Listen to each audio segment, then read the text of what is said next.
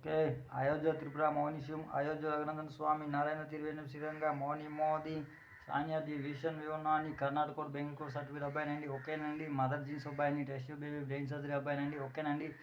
అయోధ్య శైలజాని కొడుకుని ఓకేనండి.